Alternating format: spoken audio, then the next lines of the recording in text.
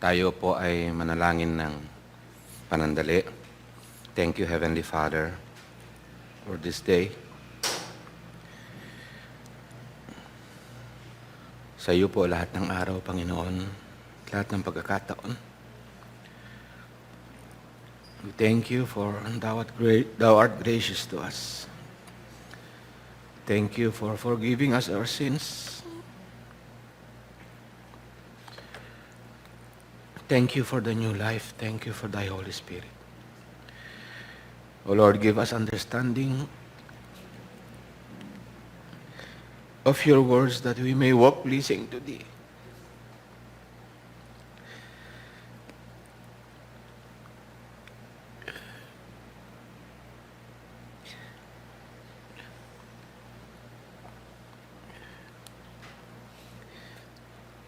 Hindi po kami karapat-dapat. Hindi po kami karapat-dapat, Ama. Sadya lang napakabuti mo. Who would stand, O Lord, if you mark our transgressions? Who would stand?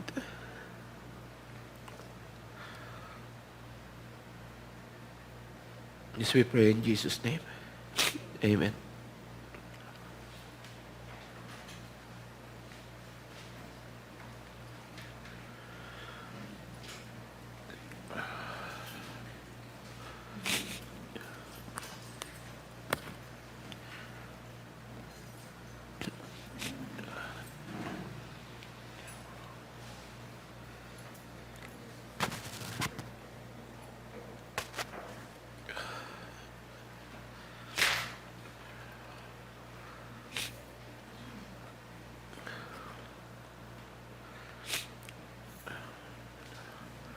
So, ipagpatuloy natin ang ating pag-aaral sa series natin na God's Judgments. Indeed, sa kabanalan ng ating Panginoon, wala pong makakatayo sa kanyang judgments. Ang atin lang assurance and hope, ang atin lang pag-asa and confidence ay ang pagpapatawad niya sa atin, which is made available through Christ Jesus. Ayon nga sa John 3:16, for God so loved the world that He gave His only begotten Son, that whosoever believeth on Him should not perish, but will have everlasting life. Yun ang judgment ng Panginoon. At kung sino man ang hindi sumampalataya sa bugtong anak ng Diyos ay mapapahamak. That's God's judgment. And katulad ng ating napag-usapan nung nakaraan, ang judgment ng Panginoon is a process. May judgment ang Panginoon sa history. May mga personal judgments ang Panginoon sa atin. May judgments ang Panginoon sa lahat ng tao. Bansa, individual, institutions, lahat ng kanyang nilalang dito. At ganun din sa mga heavenly beings na tinakda niya na may judgments, kasama rin po. So tingnan natin ang judgment ng Panginoon as recorded in the Word of God, in the Bible. At dito makikita natin yung pattern. May pattern, may ibig ipahiwatig sa atin ang Panginoon sa kanyang mga judgments. Sa Genesis chapter 6, verses 5 to 8. The Lord saw that the wickedness of man was great in the earth, and that every intention of the thoughts of his heart was only evil continually. And the Lord regretted that he had made man on the earth, and it grieved him to his heart. So the Lord said, I will blot out man whom I have created from the face of the land. So makita natin dito yung ginamit ng Panginoon na terminology, especially very much related lang. Ginamit niya yung salitang, I will blot out. Ginagamit niya yung salitang, I will erase or I will blot out men, sabi niya, whom I have created from the face of the land. Men and animals and creeping things and birds of the heavens, for I am sorry that I have made them. Dito hindi ibig sabihin na ang Panginoon pala nagsisisi sa pagkalikha niya. Hindi po yun ang ibig sabihin dito. This is beyond our understanding, yung salita ng Panginoon dito, when He says that He is sorry that He made them, kasi nga dito nakita natin yung tao at nasama tuloy ang iba pang creation sa wickedness ng tao. And so, hindi po totoo yung kasabihan na God hates sin, but He loves the sinner. Kaya huwag kayo laging nagpapaniwala sa mga Facebook lang na kasi hindi pwedeng abstract o separate yung sin sa sinner. Okay? Sa verse 8, but Noah found favor in the eyes of the Lord. So it is recorded in history yung judgment ng Panginoon doon sa time ni Noah. How he blotted out the entire population. The time is approximately about 3 billion ang estimate ng marami. About 3 billion. Sa atin dito, sa baha, sa ulan lang, ilang araw lang na malakas yung ulan, nanginginig na ako. hindi ako sanay, nakalimutan ko na yun, hindi ko kaya yung panay ang buhos ng ulan. And alam niyo naman kung ilang araw noon bumuhos yung ulan diyan in the days of Noah. Kasama pa ang pagsabog ng mga bulkan, pagbukas lahat ng underground springs and mga bagay na nasa ilalim ng lupa na beyond our knowledge now, although unti-unti na tayo nagkakaroon scientifically ng pagkaalam sa mga bagay na yon. The pouring of water na hindi mumasukat o and I could just imagine, nung sarado na yung arko at ang Panginoon ang nagsara ng arko. And then people are crying, Lord, hindi ko alam kung tumatawag pa siguro silang Lord save us, pero alam ko tumatawag sila na save us. Sarado na yung pinto. Yung isang illustration na nakita ko, yung anghel na siyang may hawak parang siya yung nagmamaneho ng arko. Nakatalikod siya sa mga tumatawag. Kasi ang Panginoon na nagsara. And God's judgment on that day, 8 katao lang ang kanyang niligtas. Even though ang church niya that time was only reduced to 1 family, to 8 people. At ni-blot out niya ang billions. That's God's judgment. There is a pattern there, and God is giving us the confidence that every time na may judgment ang Panginoon, He delivers His church.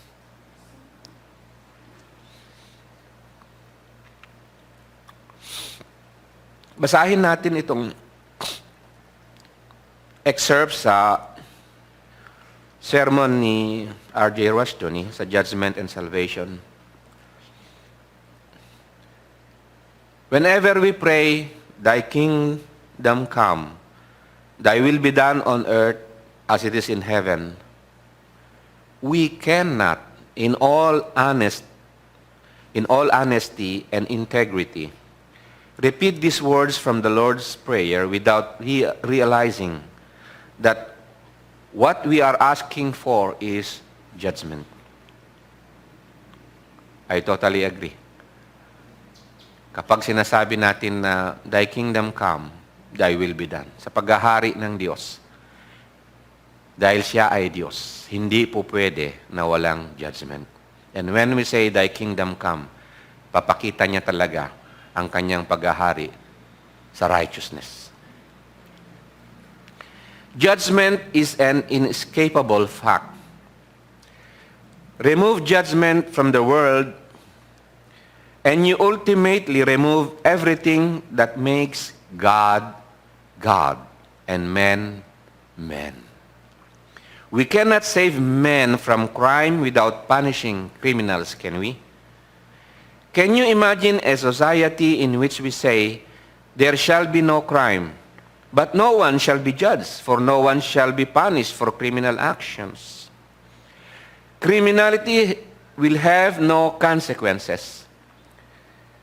In such a world, it is not crime that you abolish, but crime you establish. So kung walang judgment, walang punishment ang crime, tinanggal mo ang judgment, ine-establish lalo yung criminality. Abolish hell, and you have created it. So yung kanta ni John Lennon, imagine there is no heaven. Imagine there is no hell. What he's saying there, John Lennon, imagine na walang judgment kasi gusto niya walang Diyos. Because he knows na kapag may Diyos, may judgment. So when you abolish hell, you have created it. You have established it. You have assured that that's all you have, and life will be an unending hell without any hope of escape. Salvation requires judgment. Kaya tayo may kaligtasan. Because we are judged in Christ. Ang ibig pong sabihin we are judged in Christ, when we come to the Lord at humingi tayo ng tawad, and we confess and we repent in the name of the Lord Jesus Christ, our sinful flesh is judged. We admit to that. Na-admit natin na kinakailangan ma-judge ang ating sinful flesh at walang iba na kukuha lang mag-judges ng ating sinful flesh in order for us to be saved, kundi on the cross of Christ. It is only on the cross of Christ. That's why last message natin, either we are judged in Christ, that is, we are crucified with Christ. Either we are judged in Christ, or if we are to be judged by Christ, then we will be condemned. Ang salvation lang natin is that we are judged with Christ. Amen? It is a significant fact that in Hebrew, the very same verb, depending on the usage in the sentence, can mean to punish or to deliver.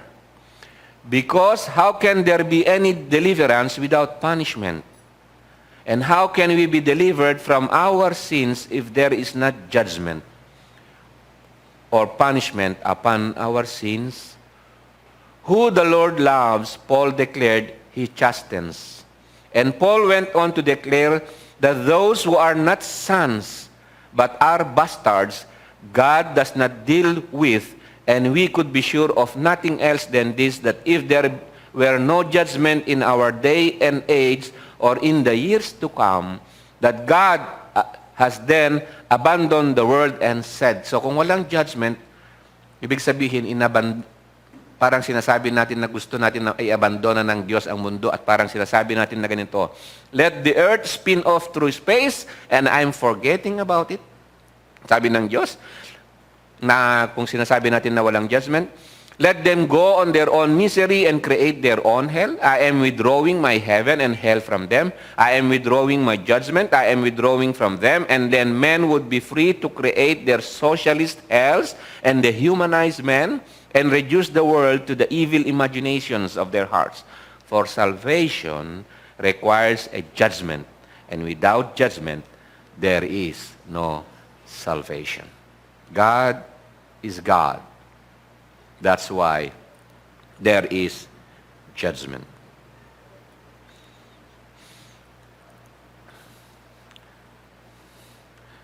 So nung sinabi ng Panginoon sa Genesis na I will blot out men, comes His judgment. Sa buong sanlibutan. But again, may deliverance ang Panginoon. In chapter 7, verse 16, sabi ng Panginoon, "And those that entered the ark, male and female of all flesh, went in as God commanded Noah, and the Lord shut him in." Yung salita ng Panginoon, ang Diyos lang ang pumili kung sino yung made-deliver. Ang Panginoon ang na-specify kung sino yung papasok sa ark. The ark is a type, ngayon natin, is a type ng salvation in Christ. At ang salvation ng Panginoon in history, in all generations, palagi na nandun ang deliverance ng Panginoon sa kanyang mga tinawag. Sa Exodus chapter 3, verses 7 to 8, "Then the Lord said, I have surely seen the affliction of my people who are in Egypt, and have heard their cry because of their taskmasters. I know their sufferings.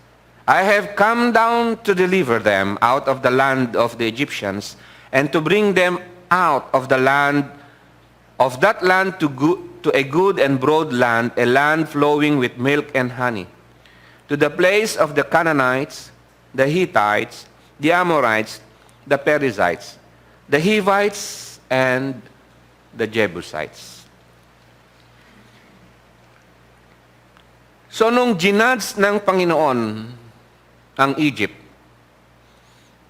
nung i-deliver din ng Panginoon ang kanyang covenant people from Egypt, kasama doon, at the same time, ang judgment ng Egypt and Pharaoh.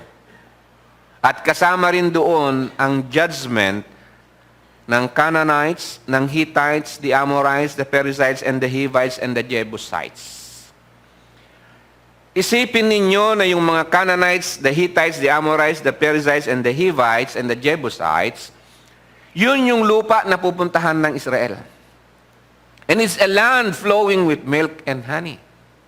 It's a land flowing with milk and honey. But when the day of judgment came to them, that land flowing with milk and honey, isinuka sila.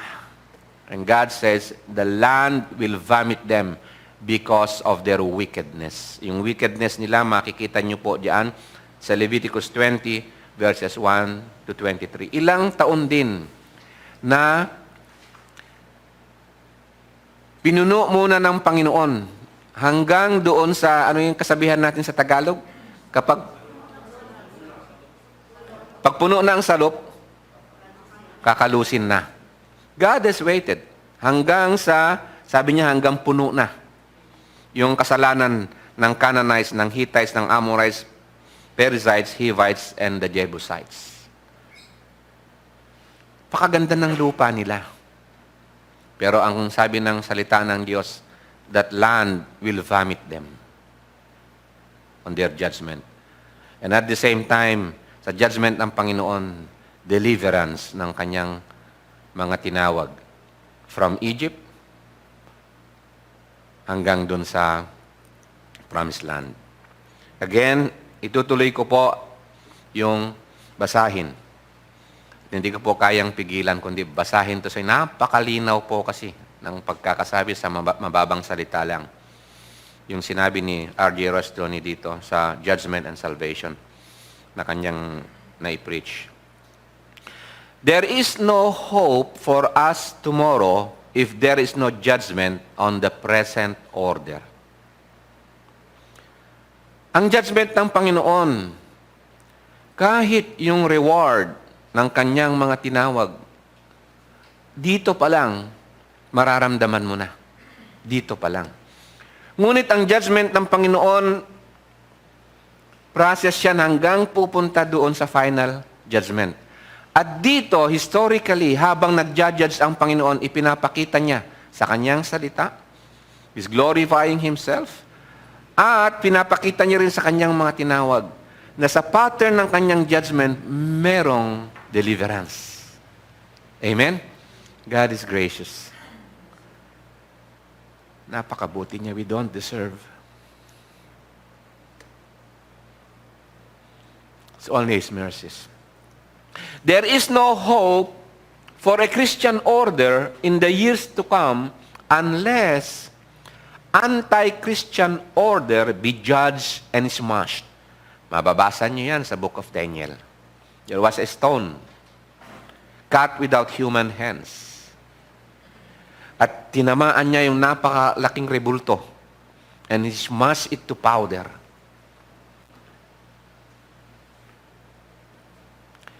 God will judge and smash to powder and grind to powder all anti-Christian system. All. There is no hope for a Christian order in the years to come unless this anti-Christian order be judged and smashed and cleared from the ground, and we find the supreme coincidence of judgment and salvation in the cross of Christ, where we also find the supreme coincidence of love and law.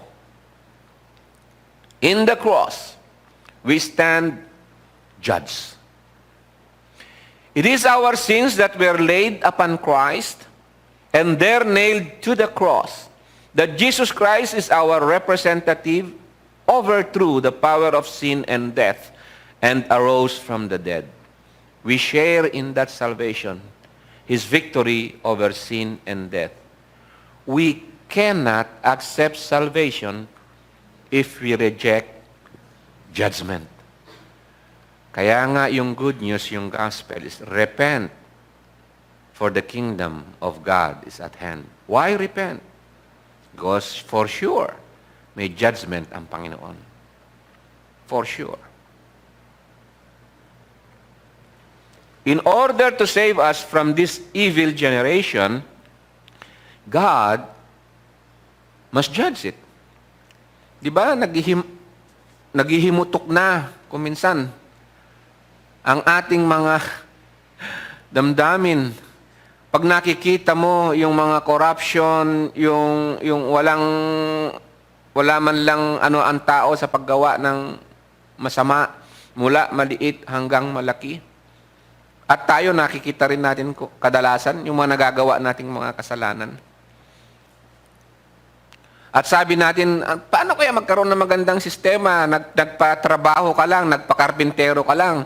Tapos makikita mo, hindi naman lahat sa area na yan.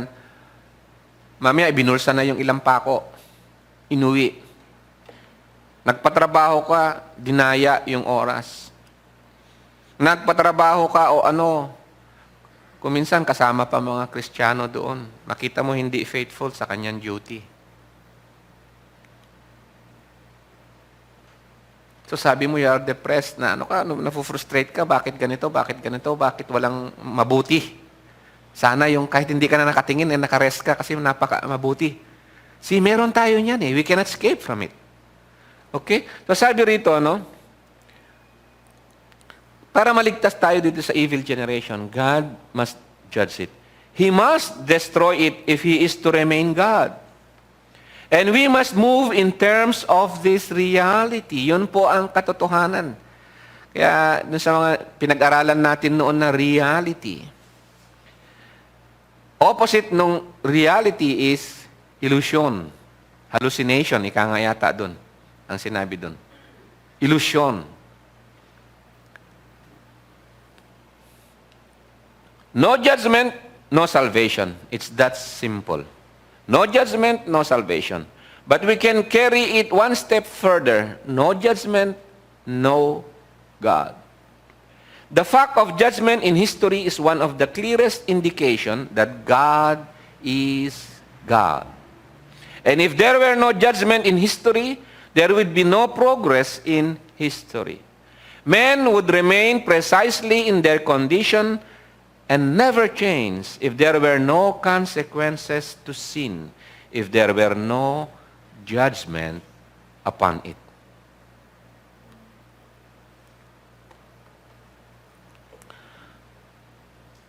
So nakita natin yung pattern sa history. Marami tayong mga bagay na hindi na nakita o naranasan, pero God has recorded in His Word yung history ng kanyang judgment. At ito, for those who are reading it, for those yung mga nagpapakumbaba sa Panginoon, pinapakita ito ng Panginoon sa kanila. For them to know, because God is God, there is judgment and there is hope in God sa mga umaasa ng justice.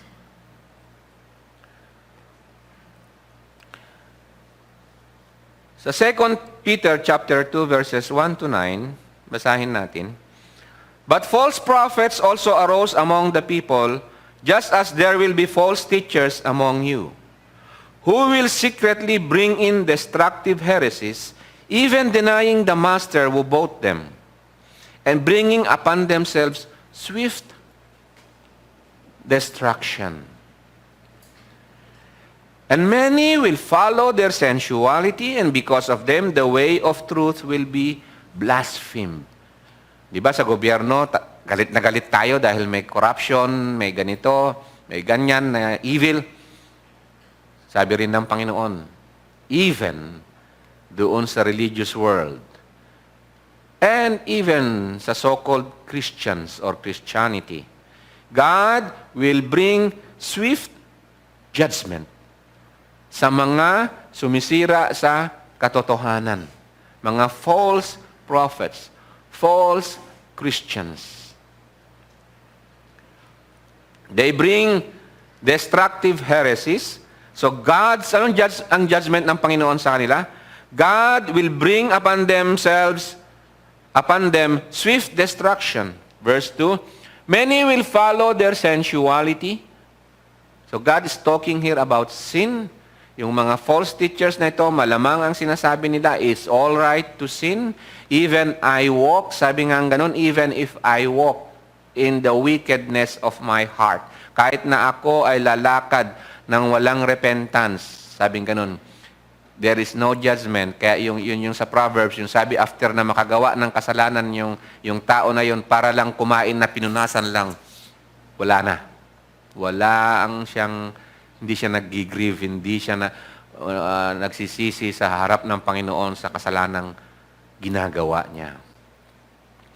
Many will follow their sensuality, and because of them, the way of truth will be blasphemed. And in their greed, they will exploit you with false words. Ito ang sure na judgment ng Panginoon sa kanila. Their condemnation from long ago is not idle. Their condemnation? Does the Bible say condemnation? Does the Bible say they are already judged? And what's the judgment? Condemnation. And it says it is not idle. It is umaandar. Umaandar yan hanggang sa final judgment. Their condemnation from long ago, as God has declared it, is not idle. And their destruction is not asleep. Even though they say in their heart, there is no God. And they walk in their rebellion. See the God's judgment? It is not idle. Their destruction is not asleep. 2 Peter chapter 2 verses 1 to 9. For if God did not spare angels when they sinned, but cast them into hell, and committed them to chains of gloomy darkness to be kept until the judgment. So even the angels na nagrebelde, ito ang historical, hindi natin, long time ago, historically, sinabi pa rin ng Panginoon. They are already were They were cast into hell. But then, meron pa palang final place na hell. It says here, but cast them into hell and committed them to chains of gloomy darkness to be kept until the judgment. If he did not spare the ancient world, but preserved Noah, a herald of righteousness, with 7 others, when he brought a flood upon the world of the ungodly, if by turning the cities of Sodom and Gomorrah to ashes, he condemned them to extinction. He condemned them to extinction. Ano ang purpose ng Diyos? Bakit niya isinulat yun? At sa mga nangyaring yun, ano ang gusto niyang sabihin sa atin? Making them a what? An example of what is going to happen to the ungodly. It is written there as an example.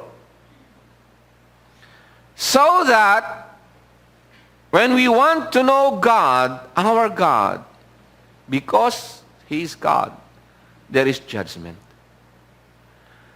Christ is the assurance of God. Binasa natin last Sunday. Because He has raised Him from the dead, for sure, He already fixed a day wherein He will judge the world by righteousness. So yung mga angels, when they sinned, they were already, the Bible says, already they were cast into hell. When a person dies, ito yung personal judgment. When a person dies, pag namatay ang isang tao, alam mo na kung saan yung destination mo. Already, pag namatay, ilalagay na siya sa hell, na alam niya na talaga na hell, and then there is still the final na culmination ng tinatawag. Pero yung pinuntahan niya, walang purgatorio, walang bribery, na pwede kang mag-iwan ng mga tao na magdadasal para sa iyo para umaangat yung ranggo mo doon sa purgatorio. Ito, ang angels, cast them into hell, and then committed them to chains of gloomy darkness to be kept until the final judgment. Before the final judgment, andun na sila sa impyerno. Wow. Hindi ko alam kung paano illustrate yun. Mahirap maghaka-haka, pero God says it. And then, si Noah, sabi rito nung flood kay Noah, at saka yung nangyari sa Sodom and Gomorrah, when he turned them to ashes, he condemned them to extinction. Kapag condemned, sabi rito to extinction, making them an example of what is going to happen to the ungodly. Ano sinasabi ng Panginoon dito? Itong nangyaring ito, example lang yan at may culmination na ganyan talaga ang judgment ng Panginoon. Of the ungodly. Wow. Just as Sodom and Gomorrah and the surrounding cities, Jude chapter 1 verse 7, which likewise indulged in sexual immorality. Ano ang problem sa Sodom and Gomorrah? Lahat ng uri ng sexual immorality. And they pursued unnatural desire. Unnatural desire, men to men, lalaki sa lalaki, babae sa babae, ang sexual activities nila. Doon sa kasalanan ng Jebusites, Perizzites, Girgashites, Canaanites, at iba pa, yung 7 nations that God has judged. Alam niyo po, basahin niyo ang Leviticus 20. Makikita niyo doon kung ano yung mga kasalanan nila. Anong ginagawa nila? Incest. Nag-aasawahan sa pamilya. Inaasawa yung asawa ng tatay. Inaasawa yung auntie. And then, nakikipag-sex sa hayop. And then, lalaki sa lalaki nagsesex, babae sa babae nagsesex. Yun ang practice ng Jebusites, Perizzites, Canaanites, etc. Yung 7 nations na yun. That's why God has judged them. Akala natin tulog ang judgment ng Panginoon ngayon. Nafo-frustrate tayong mga Christians. Ha? Sabi rito, and they pursued a natural desire. They serve as an example by undergoing a punishment of... Oh, it is an example that there will be an eternal punishment of eternal fire. When God turned to ashes Sodom and Gomorrah, fire from heaven fell. Kala natin yun na. No, it's just an example. It's just an example. And if he rescued Lot, sa 2 Peter chapter 2 verses 7 to 9, if he rescued Lot, greatly distressed by the sensual conduct of the wicked. For as the righteous man lived among them day after day, he was tormenting his righteous soul over their lawless deeds that he saw and heard. Then the Lord knows how to rescue the godly from trials, and to keep the unrighteous under punishment. What does it mean? Ano ibig sabihin nun, to keep the unrighteous under punishment? Tatalian na pala ngayon. Pag na-judge na, tatalian na yan. Naka-reserve na. Naka-reserve na. That's God's judgment. To keep the unrighteous under punishment until the day of judgment. You get frustrated? We get frustrated sometimes, no? Bakit walang judgment ang Panginoon? Nakikita mo yung nangyayari ngayon. Yan, mga Christian schools, pinapasara na ngayon sa presidency ni Biden. Pinapasara na ng mga LGBT ang mga Christian schools. At ipanish yung mga Christian schools dahil nanalo yung manok nila si Biden. God's judgment.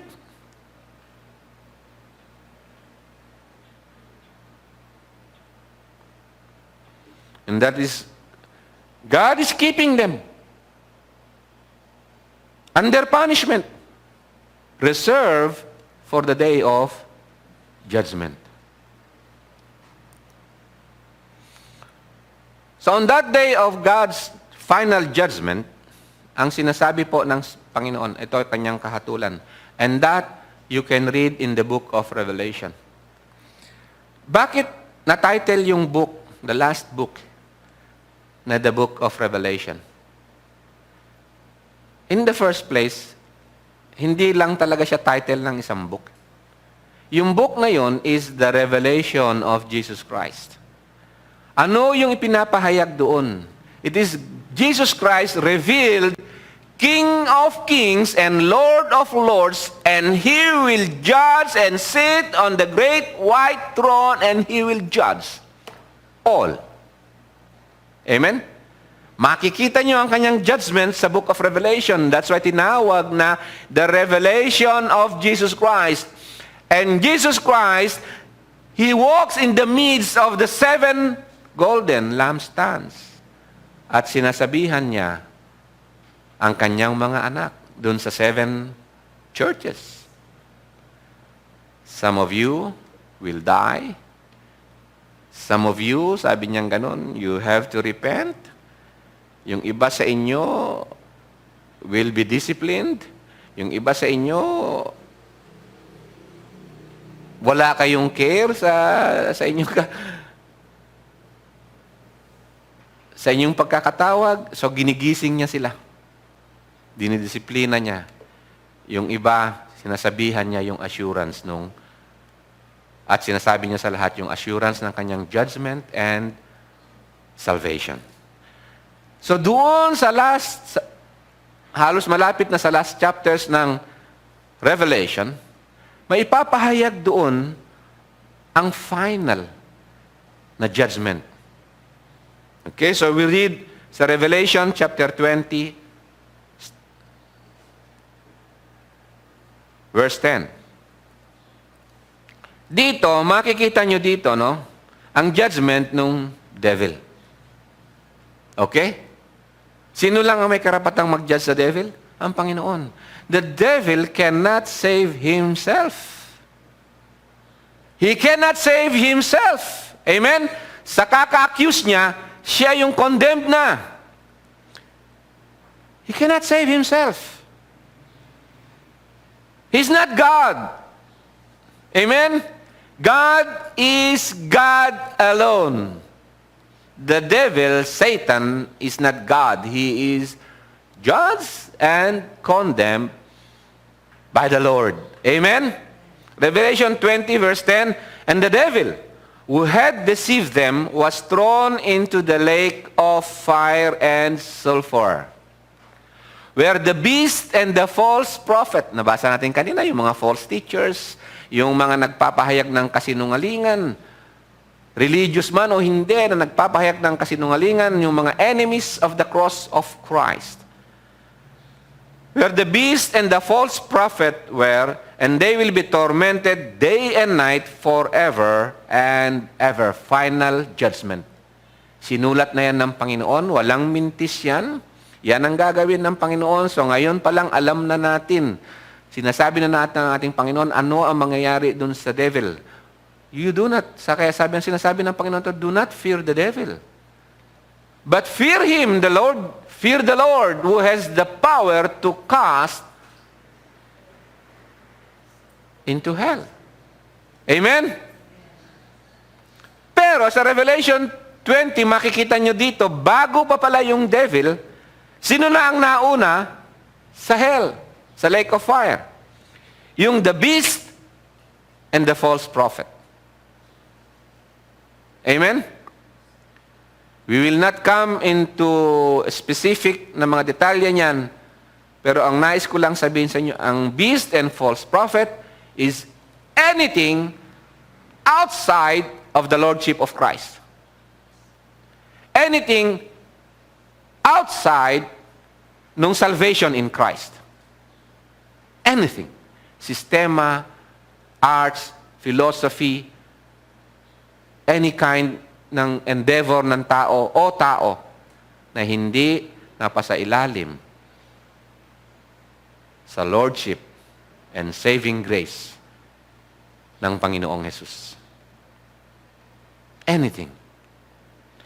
Ang judgment dito, the beast and the false prophet, they are there already in the lake of fire in Revelation 20. Kasunod nga lang si devil. Bakit kaya ano? Bakit kaya nauna yung mga yon kaysa kay devil? Final display. Ha? Final display ng judgment ng Panginoon. Ito? Ito yung sinusunod ninyo? Ito yung kinatatakutan nyo kaysa sa akin? Mauna kayo doon, tinan nyo, ihulog ko rin doon, kasunod sa inyo. Yun ang sinasabi dito sa Revelation 20. Amen?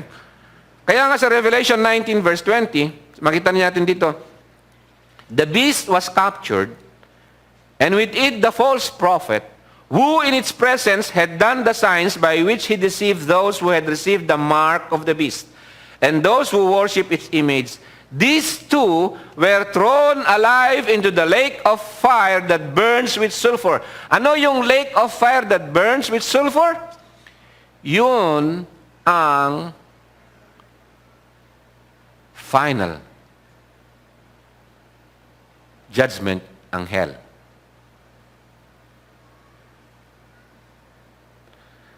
Kaya nga sa Revelation 13 verse 8, makita natin dito, and all who dwell on earth will worship the beast, everyone whose name has not been written from the foundation of the world in the book of life of the Lamb who was slain. So ang judgment ng Panginoon, habang tayo ay buhay dito, na isulat na ang pangalan sa book of life, yung mga nagpapasailalim sa Lordship ng Panginoong Jesus.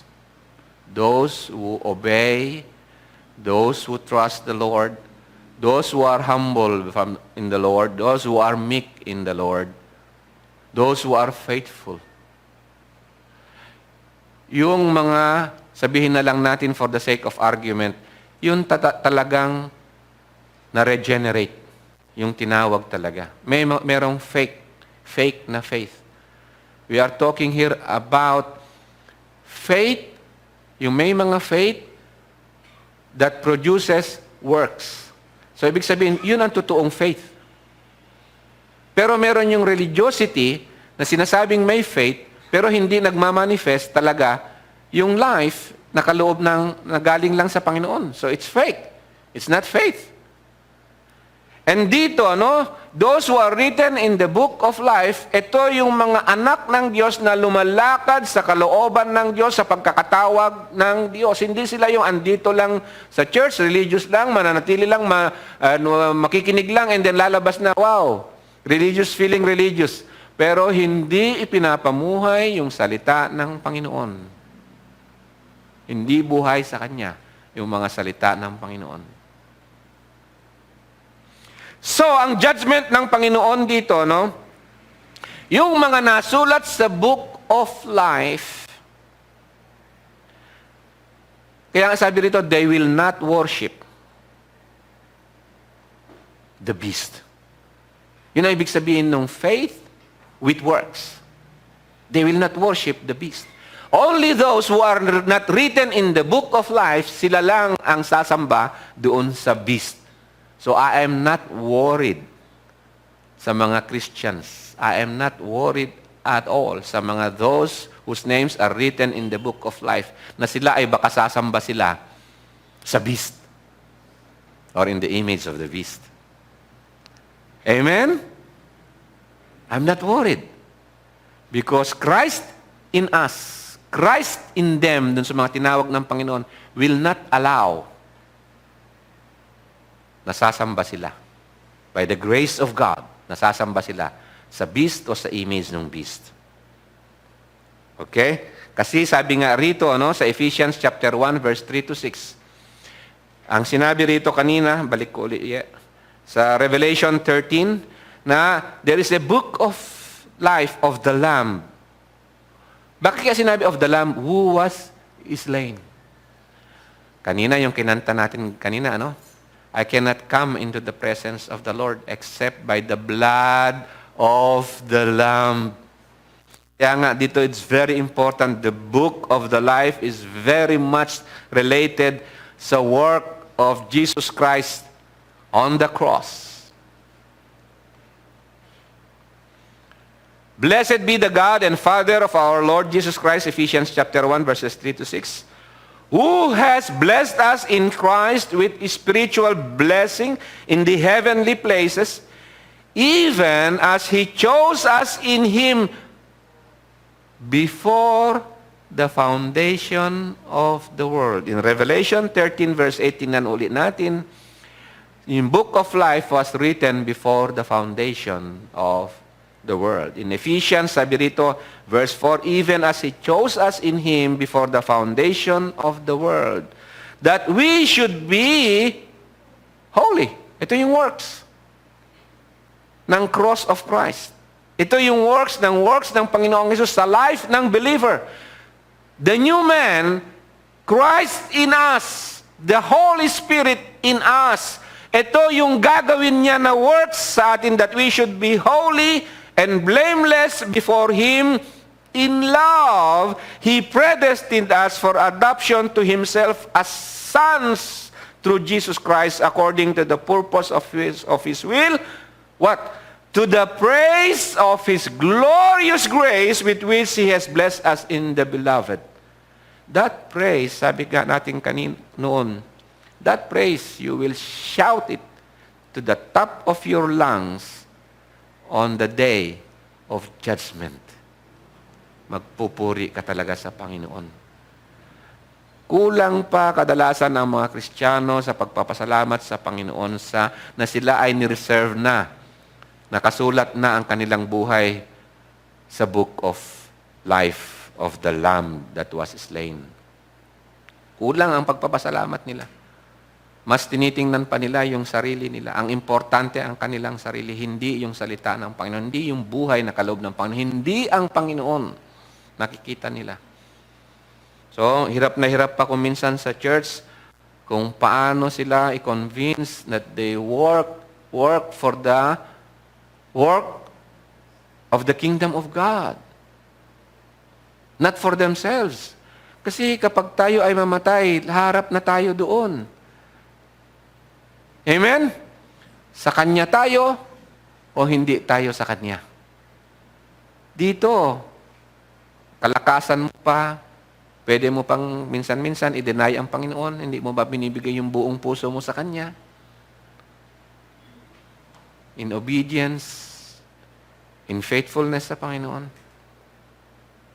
Kaya nga sa Revelation 20 verses 11 to 15, babasahin natin the destruction of the last enemy.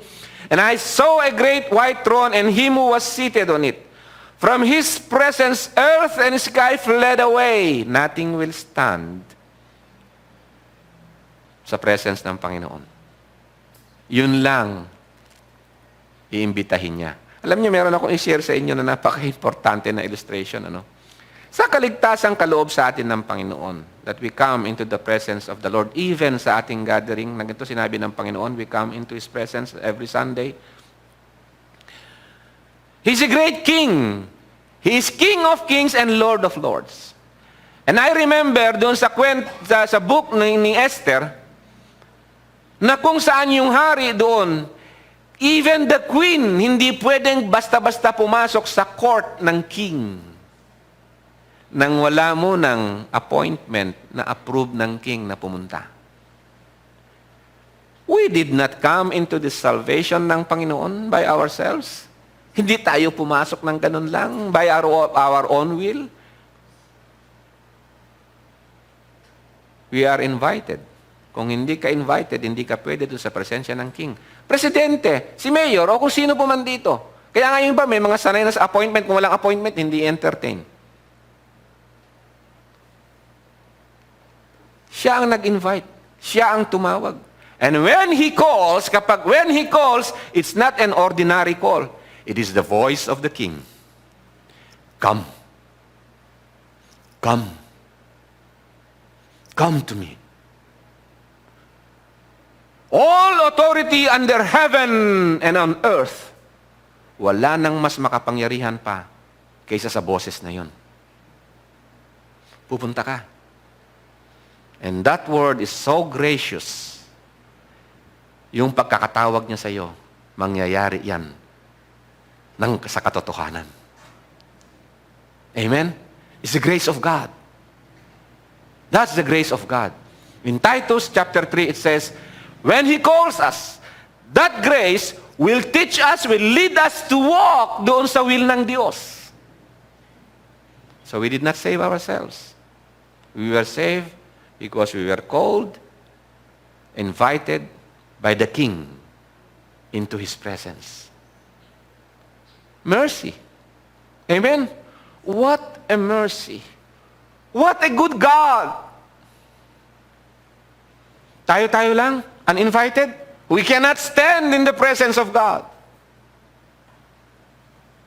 That's why, from His presence, earth and sky fled away, and no place was found for them. All glory belongs to God only. And I saw the dead, verse 12, great and small,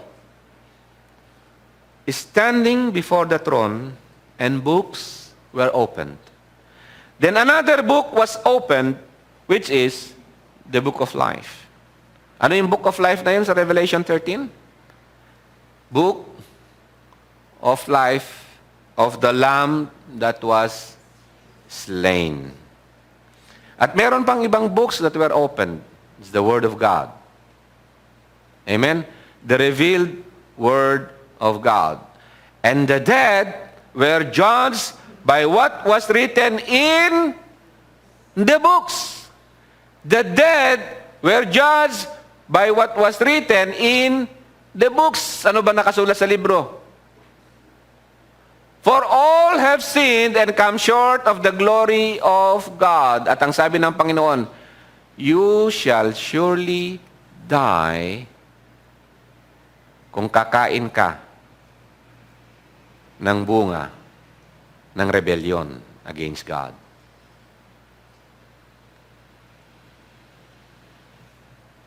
The wages of sin is death.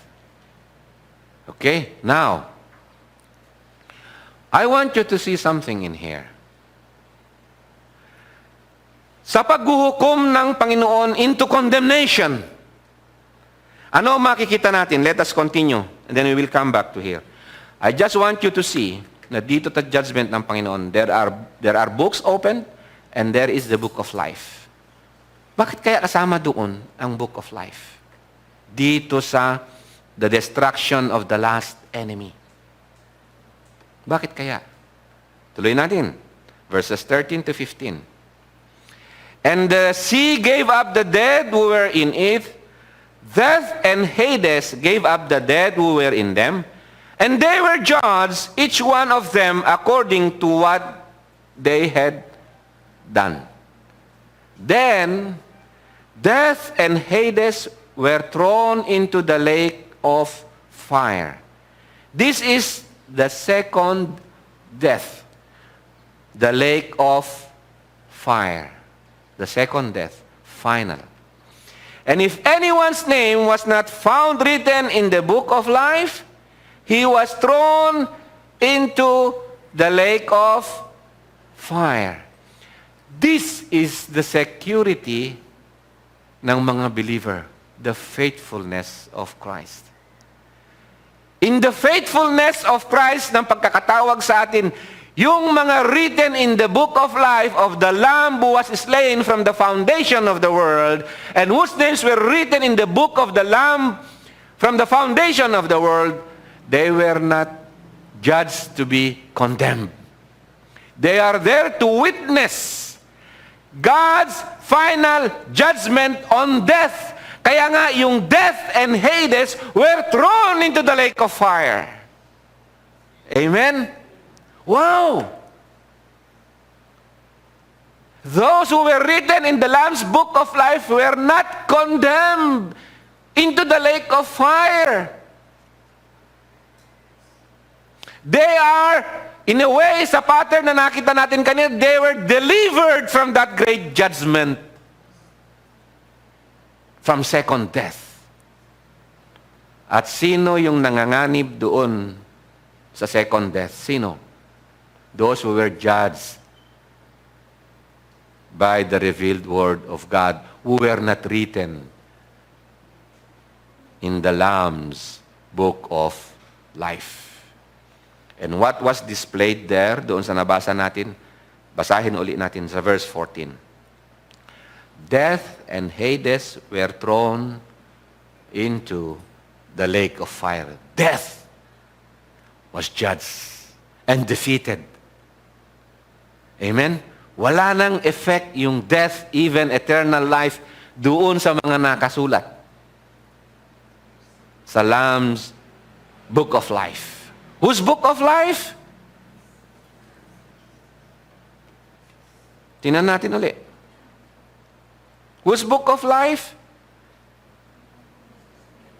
The Lamb's book of life. Not your book. Not by anybody's book. Not the church book. Not by any man's work or books. We are not saved from the beginning up to end. We are not saved by our own merit, by our own righteousness. The reason nakakatayo lang tayo in the presence of God because of the grace of God in Christ Jesus na ibinigay niya sa atin. Amen? We cannot stand kung hindi except by the blood of the Lamb. On the final judgment ng Panginoon, He judged, He defeated, He removed death and Hades. And He has thrown the beast and the prophet and its followers in the lake of fire. And He has thrown the devil into the lake of fire, which is the second death. Amen? 1 Corinthians chapter 15 verses 12 to 28. Now, if Christ is proclaimed as raised from the dead, how can some of you say that there is no resurrection of the dead? But if there is no resurrection of the dead, then not even Christ has been raised. And if Christ has not been raised, then our preaching is in vain and your faith is in vain. May mga nagtuturo ngayon na tapos na ang resurrection. Wala nang resurrection. Tayo ngayon na spiritually resurrected, sabi na nila. That's the first resurrection. But there is a second resurrection. Ito yung binabasa natin ngayon at saka yung second resurrection which will happen. I don't know the timing, sino mauna o ano. It's beyond nung ano hindi binigay sa atin ng Panginoon, but there is on the final judgment. There is the judgment of the devil and his followers. They were reserved, nabasa natin kanina, they were reserved for eternal judgment. Yung mga false prophets, nagtuturo ng mga kamalian, hindi sa katotohanan, they are reserved for final condemnation. At nakita natin yung final condemnation. Ano ang destination sa Revelation 20, which is the second death, which is the lake of fire. And those who are written in the Lamb's book of life, they witness God's judgment. And they will exult in the Lord. Amen? They will rejoice in the Lord. And if Christ, verse 14, has not been raised, then our preaching is in vain and your faith is in vain. We are even found to be misrepresenting God because we testified about God that He raised Christ, whom He did not raise, if it is true that the dead are not raised. For if the dead are not raised, not even Christ has been raised. And if Christ has not been raised, your faith is futile and you are still in your sins. So effective yung Christ risen from the dead, meaning to say He gave us life by Him risen from the dead. It is effective. It is efficacious. It reflects, it manifests in us. Nabuhay ito sa atin, sa katotohanan. Hindi man perfect, pero buhay. Nabubuhay na yan at lumalago. Amen? Nung siniligtas tayo ng Panginoon, hindi niya sinabi na perfect na tayo kaagad. Bakit naman kaya? Hindi ko alam. Ang purpose ng Panginoon, in all things, He is righteous, and in all things, He will be glorified. Amen? Matwid siya. Bakit hindi nila ako niligtas ng Panginoon na perfect na kagad? Para hindi na ako nag-struggle sa sin. Minsan natatakot pa ako, tinatanong ko aking sarili, am I saved or not? Tinatanong niyo ba? Kasi pag nakikita natin yung kasalanan natin, oh Lord. But when we come to the Lord, just the fact na tatawag ka sa Panginoon, Lord, forgive me, a sinner. Lord, grant me a new heart. Lord, nakita ko sa buhay ko, nakikita ko ngayon, meron pa rin akong impatience, meron pa rin akong ganito, nag-iisip ng masama, hindi ako sumusunod. Can we love the Lord with all of our heart perfectly? That's the greatest commandment, di po ba? Oo, walang nakaka-perfect nun sa atin. It's except in Christ.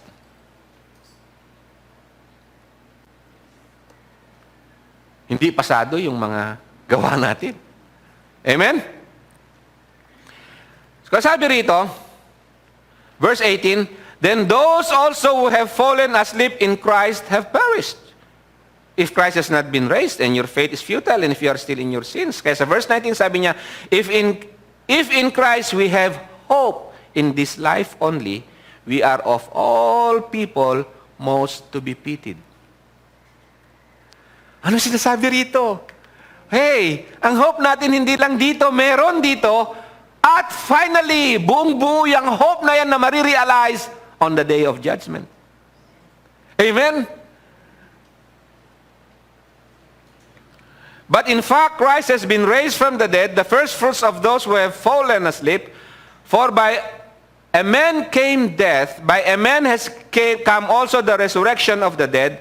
For as in Adam all die, so also in Christ shall all be made alive. Those who are written in the Lamb's book of life. Faith without works is dead. They will manifest through faith unto totoong faith. In those who are written in the Lamb's book of life, they shall be made alive. Amen? But each in his own order. Christ the first fruits, then at His coming, those who belong to Christ, then comes the end, when He delivers the kingdom to God the Father after destroying every rule and every authority and power. Ano yung sabi natin kanina? He will grind to dust the anti-Christian system in this world. Amen? He comes to the end when He delivers the kingdom to God and the Father after destroying every rule and every authority and power. For He must reign until He has put all His enemies under His feet. The last enemy to be destroyed is death. At ano yung destination ng death? Death and Hades were thrown into the lake of fire. Those who were written in the book of life, were they thrown into the lake of fire? No. Amen? Siguro may nagtatanong sa inyo dyan, paano yung sabi ng Panginoon?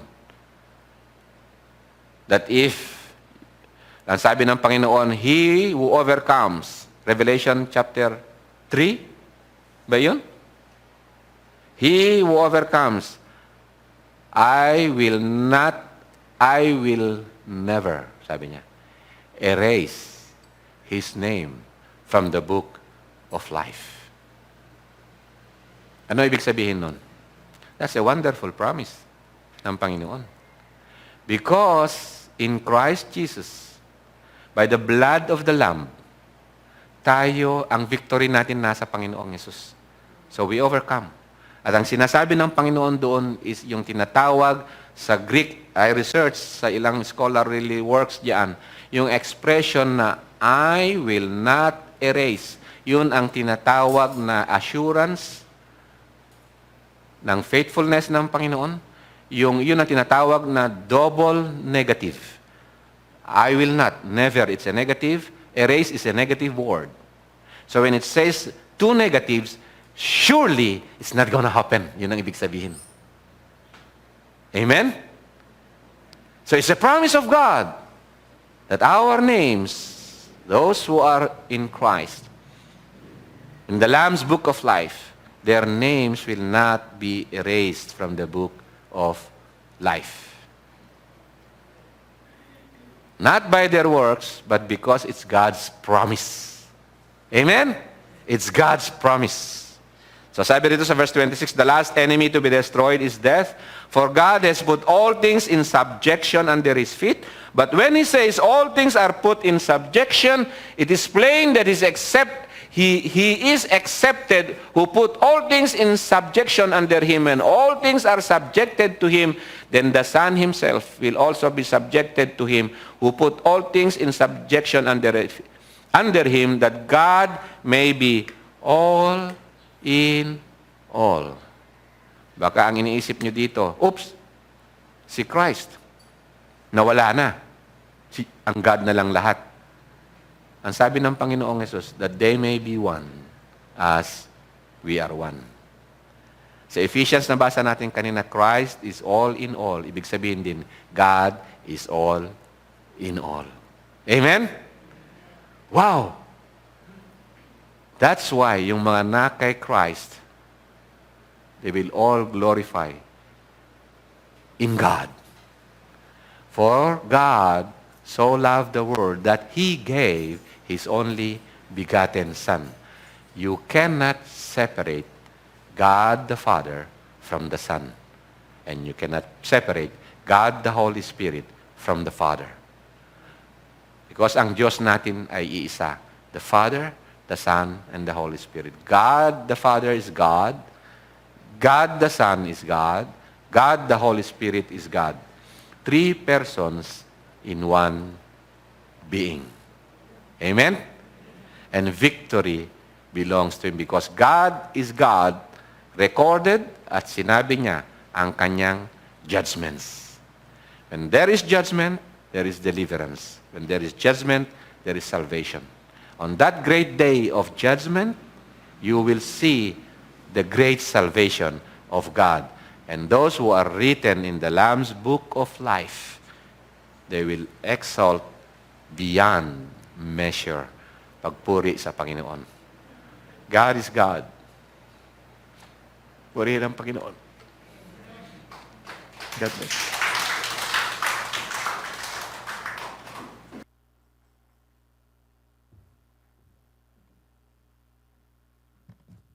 Tayo pa yung pasalamat sa Panginoon.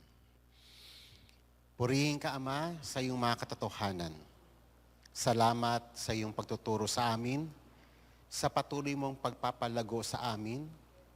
You allow us to grow and become mature according to your calling, so that, Father God, we may be able to walk in a worthy manner of your calling. Thank you sa iyong napakasaganang biyaya sa amin, na pinasan mo kami sa lahat ng aming mga kahinaan, sa lahat ng aming kamangmangan. Unti-unti mo kaming tinuturuan hanggang sa makilala ka namin at ma-magnify sa buhay namin kung gaano kayaman at kasagana ang mga bagay na inihanda mo para sa amin before the foundation of the world. Thank you for all your truths. And this is reality. Thank you for your divine providence. Nararating namin ang mga tagpong ito at nakikilala namin ang Diyos na aming sinasamba, ang Diyos ng Biblia.